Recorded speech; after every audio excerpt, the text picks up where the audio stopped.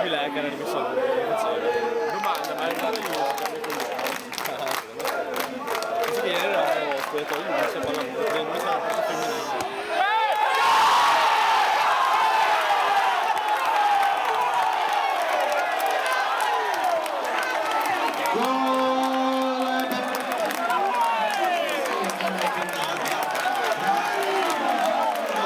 Secondo tempo 2-9 Andrea Ferretti, previso 1-1-1.